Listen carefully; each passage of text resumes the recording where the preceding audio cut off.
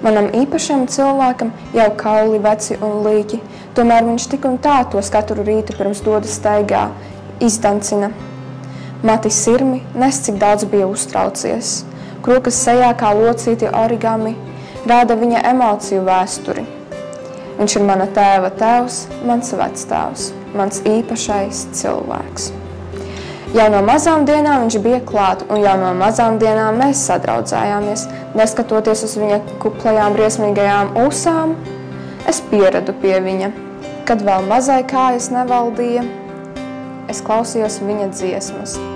Ģitāras stīgu tango vectēva balss pavadījumā, vēlos austos vakaros sasildīja atmosfēru. Pie galda dziedāja zilo lakatiņu, un viņa plašie smiekli izgaismoja istabu. Viņš vilka sarunas par bērnību, par jaunības gadiem, par armijas laikiem, cik daudz viņš ir pieredzējis. Viņa māja ir pildīta ar ceptu riekstu smaržu. Kopīgie braucieni uz koncertiem, pasākumiem mūs satuvināja, kamēr es iegrimu viņa pagātnes labirintos. Pat ja mēs krītam, mēs zinām, ka vienmēr būsim kājās un ķildes vairs nebūs. Cik izturīgs un stiprs viņš ir. Kalpojis armijā, dzīvojis padomju laikos, sajūtis mīļā cilvēka aiziešanu uz mūžiem. Vai viņa sirds vēl nav lauskās?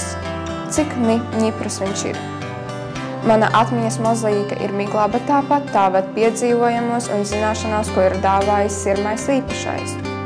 Vecstāvs, mana enciklopēdija, mana gudrību grāmata. Mans īpašais cilvēks, uz kuru es vienmēr varēšu paļauties.